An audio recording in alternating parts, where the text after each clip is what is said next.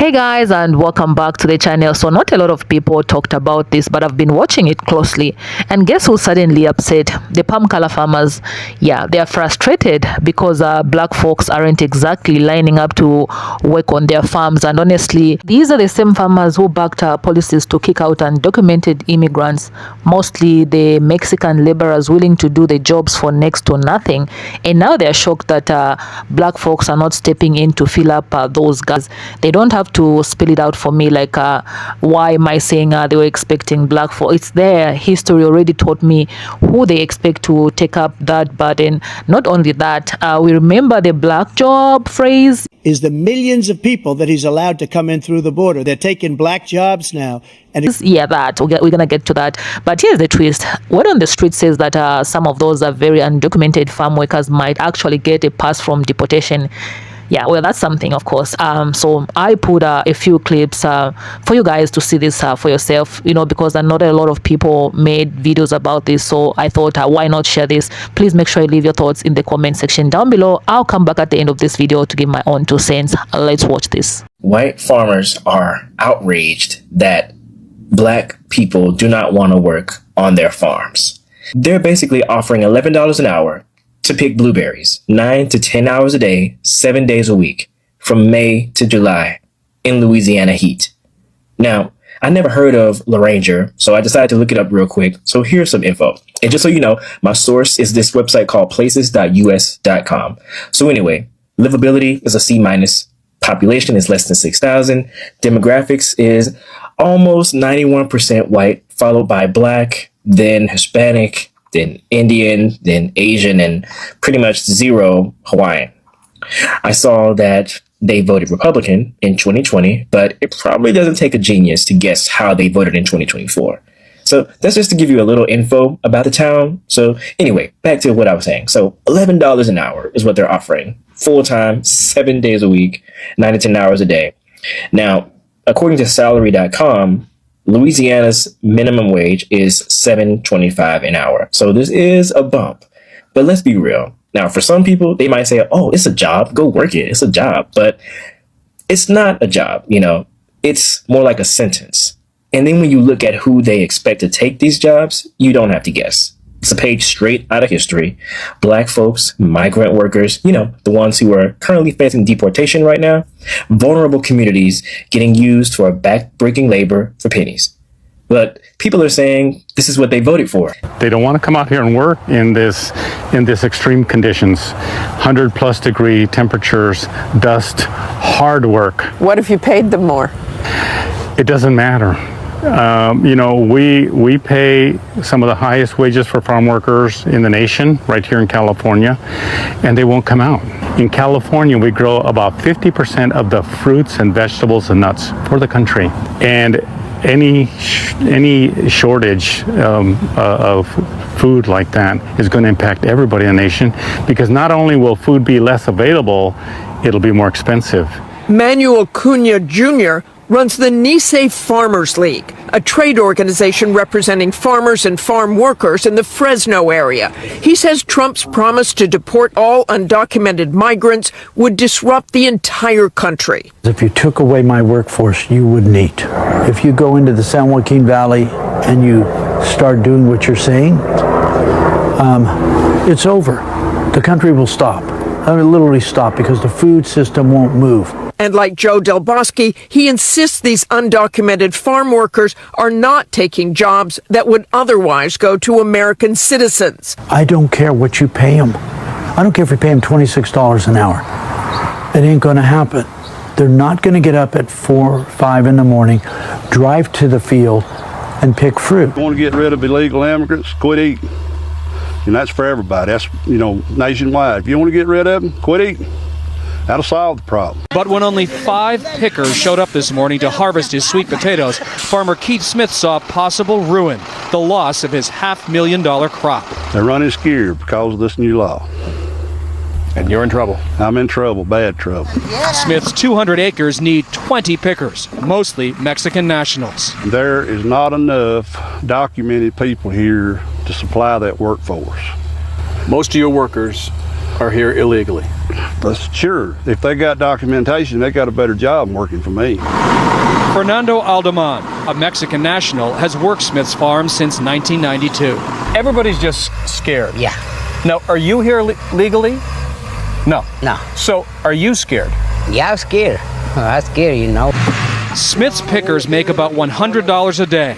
He supports immigration laws, just not this one that threatens his third-generation family. I get the question all the time, why don't I hire Americans? Why do we bring H-2A workers to work on our farm here in Idaho and in Oregon? The simple answer is we can't get the workers. But how do we make sure that we're not taking jobs from American citizens? What is it we do to protect those people? And what is the net cost to us as farmers when we're done? So first of all, we have to run radio ads. We have to put print ads. We have to let people know the jobs that we have available, because we have to make sure that the folks that we bring from Mexico aren't taking a job from an American. But you know what? No American ever calls. No American ever shows up. When we bring H-2A workers, it actually costs us more, probably 20 to 25% more. It's a penalty that we have to pay. They call it AWAR, Adverse Effect Wage Rate. Okay? The AWAR means that we have to pay a 20% tariff or penalty for bringing people from outside of the country because they don't want us to do that. So if you see a farmer using ag workers, H-2A workers, just know that they're paying a penalty for doing so. A penalty to such a degree that they would be more than happy to have American workers if they could get them. That's why we are so grateful for the guys that are willing to come and do the work here on the farm. We can't do this without them. And we can't do this with people in our local communities a lot of the time, because when we ask, they don't come. So we're extremely grateful always for the effort and the time and the willingness for our H-2A workers and what they do on our farm. I was saying, why would you purposely go to get rid of your workforce and not have a backup plan for the people that you are getting rid of, especially if your business is relying on that workforce? Your hatred can't be that blinding and that overwhelming that you can't think about your bottom line, especially when it comes to your businesses. Some of these farms have been in those people's families for over 300 years. You can't tell me you did not think about who is going to come in and replace these vital workers for your survival. One thing I do keep thinking back on is Trump kept saying during his campaign that the illegals were here stealing the blacks' jobs. He just kept harping on the black jobs, and everybody was like, what the hell is a black job? Well, this is just my perspective, or it's just my thought. I'm thinking that the Virginians and all the rest of the people who were depending on illegal immigrants for their labor, they kept hearing Trump saying that the black people jobs were being taken. I'm thinking in their minds, they were hearing Trump saying the black people are going to come back to those jobs. In my mind, I'm thinking they were hearing Trump says the black people are going to replace all those immigrants out in the fields and on the farms and all of that. I'm thinking that's what they were hearing. That's why they weren't messed up about voting to get rid of their illegal immigrants. They were thinking that the black people were going to step up and take those jobs back, because Trump kept saying these illegal immigrants are stealing the blacks' jobs. And therefore, in their mind, they heard we were getting our 1,800 slaves back. They had to have thought that their backup plan, Trump was going to miraculously, somehow, magically put all the black people back out in those fields, on those farms, and they were going to continue to get their work done. Now, that's just my thinking, because you cannot tell me that you as a business owner would get rid of your workforce and not have a backup plan. You are not going to knowingly and willingly walk into a bankruptcy, walk into losing your business, walk into losing your farms that have been in your family for 300 years unless you thought there was a backup plan. And the backup plan was supposed to be the blacks. That's why y'all ran out there and voted against your best interest, because when you heard Donald Trump said they were stealing the blacks' jobs, y'all in your twisted mind thought that the blacks were going to magically appear back in those positions. The blacks were just going to be coming from everywhere to take on those positions. You had to have thought that. Because y'all not gonna tell me that in your minds you were okay with losing your livelihoods, that you didn't have a backup plan to come in after the immigrants would be deported. You can't convince me that people who own those farms and worked on those farms, you cannot tell me that you looked out there and saw your workforce and you know what your workforce is made up of, and you purposely went out there and said, yeah, get rid of all of them, with no backup plan. You know what it takes to run your farms. You know how many people it takes to run your farms. There is no way you got rid of all of those people and did not expect to have somebody to come in and pick up the slack. Y'all thought y'all were getting slaves back. You had to have thought that. You had to have thought black people were going to be the ones replacing the immigrants and you would not miss a beat. But when those immigrants fled and those fields became empty and those farms became deserted, then y'all want to run around crying, does anybody care about Nebraska? Does anybody care about Nebraska? No. Let's go back. What was your thought process as to when the immigrants go, when they deport them? What was your thought process on who was going to come in and pick up that slack? Because 60% of y'all went out there and voted for Trump. So what was that 60% thinking? What was your plan B? For when the immigrants are gone, who was going to come in, step in, and pick up that workload and get your bottom and keep your bottom line moving? What was that thought process? Who were the replacements for the illegal immigrants that you guys went and voted against? Who were the replacements? You guys thought it was going to be black people. Y'all thought Donald Trump was going to magically make black people appear in y'all farms and on y'all fields to get that work done. Why? I have no idea. Other than he kept saying that they were taking the black jobs. Y'all thought that just because he said that, black people were going to be running down there to them fields? It's absolutely bizarre. You can't convince me y'all put everything, your whole life, y'all whole livelihood, generations of farms being in y'all family. You can't tell me you put that up at risk and did not have a backup plan. You can't tell me y'all purposely destroyed y'all lives and y'all farms without having a backup plan to replace the illegals. It's just not making sense. But racism never has made sense. Guys, these are some really eye-opening times we're dealing with. And another thing I want to touch on before I leave today.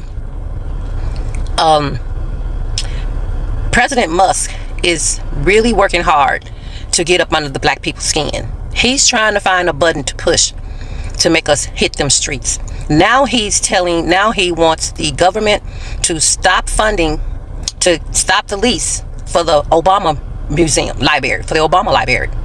And he also wants the United States government to sell our National Black Museum, one of our National Black Museums. I think it was the Montgomery bus,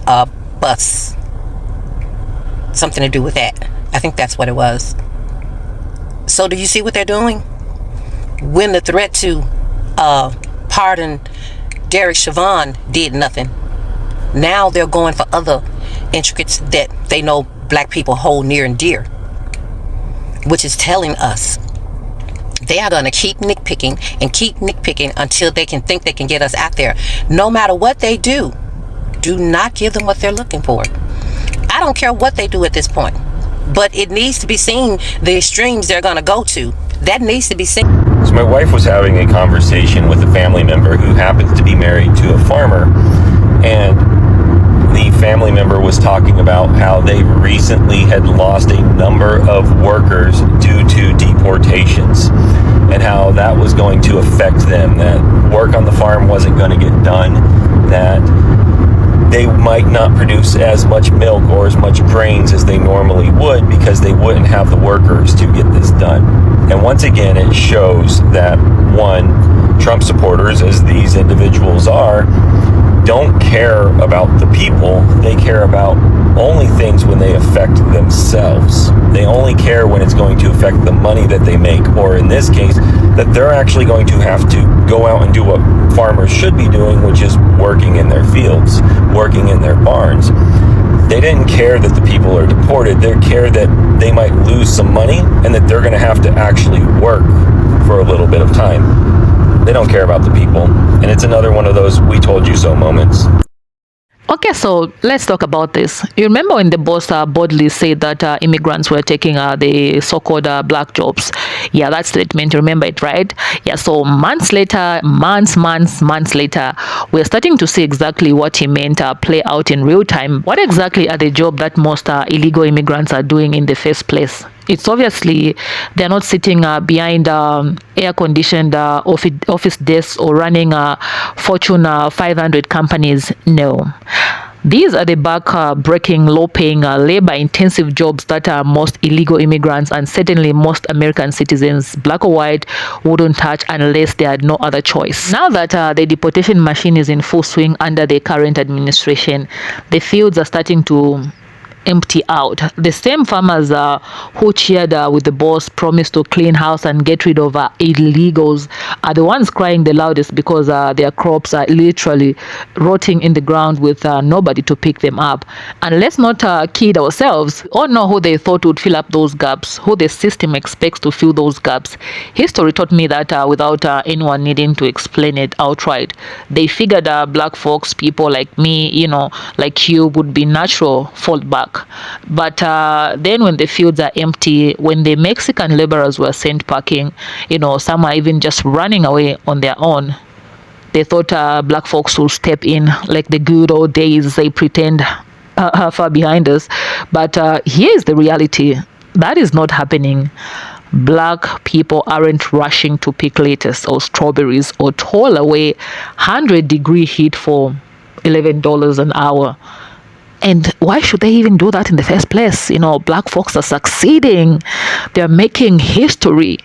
After centuries of doing the dirty work of building that country for free, they've earned the right to choose not to go back unless someone wants to take that job. And I mean really wants to, like desperately wants to, out of their own free will. They're not going to do it, and they shouldn't have to. And here's the twist that makes this whole situation even more ridiculous. Word on the street, and it's starting to sound like more than just a rumor, is that the government might actually exempt illegal immigrants, farm workers, from these mass deportations. Yeah, that sounds okay. After all that noise cleaning, after all the promises of sending them back, and there's quite a talk of letting farm workers, that is bending. The boss is bending because suddenly they've realized that the food won't harvest itself. Funny how that works, right? They needed votes. It was when they needed the votes, it was America first and get them out. But when reality hit, when farmers started screaming about losing their entire crop season and forcing bankruptcy, the story has shifted. Now suddenly the very people they wanted gone are somehow essential, necessary, convenient. This isn't just about the farmers either. Entire rural economics are starting to feel the strain. Prices are going up because there's no cheap labor to harvest crops quickly and efficiently. Some farmers have already scaled back to shut down entirely. Others are begging for workers but can't find any Americans willing to do what undocumented immigrants did for decades. Dirty, crawling work for little pay. No benefits, no security. Legal immigrants don't want those jobs either. They have papers, rights, and better opportunities elsewhere. And as for Black Americans, they are not stepping into those fields just to save industry that never wanted them to prosper anywhere. So here's the real question for these farmers and policymakers. What's your backup plan? What is your backup plan now that your expected replacement labor force, Black Americans, isn't playing along, and the deportations are thinning out the workforce you secretly depend on?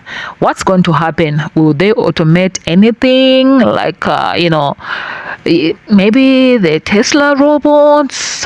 Will they offer higher wages maybe to attract workers? Will they quietly roll back the deportation frenzy and let these undocumented farm workers stay because they were the backbone of agriculture all along. My bet is on the last one, and I hope that rumor is true, because the alternative is economic disaster. I honestly don't feel sorry for these farmers. These are the same folks who supported these hardline policies, voted for them, and cheered when the boss promised to remove the problem. Well, congratulations. You got what you asked for. You cut out the cheap labor force that kept your businesses alive, and you're looking around wondering why no one's coming to bail you out. Maybe next time they'll think about pulling that voting lever. Maybe they'll remember that actions have consequences, real ones, that will hit your wallet, your livelihood, and your survival. And before anyone says, but what about black employment? Let's be honest, these jobs were never going to be the solution to black unemployment. These are not the jobs that lead to wealth building or long-term opportunity. They are survival jobs for the desperate, and black Americans have fought too hard, too long to be shoved back into those roles. They've moved beyond that, and if that leaves farmers scrambling, well, maybe they can send their own kids out there to the fields and see how they'll like it. After all, it's only fair that the people who voted for this mess help clean it up. That wasn't me, that was my robot. Yeah, so I'll end here with that being said. By the way, whatever I've said, it's allegedly, okay? Unless a black person chooses of their own free will to take one of these jobs because they want to, not because they are forced, then that's their right. But nobody should expect black Americans, black folks, to save this farming industry from the hole it dug for itself. Let the ones who voted for these policies live with the results. That's what fairness looks like. Yeah, black farmers can work on their own farms. You get my point? Yeah, but that's just what I think. Anyway, maybe it's out of anger because of the results of the elections, everything going on. But I'm still here. I'm still on this stance. Let me know what you think about this video in the comment section down below. And if you have not subscribed to this channel, please go ahead, subscribe, turn on that notification bell so that every time I upload such videos with such commentary, honest, straight from my mind to you, from my heart to you guys, you will be notified. I'll definitely see you in my next video. Please stay peaceful.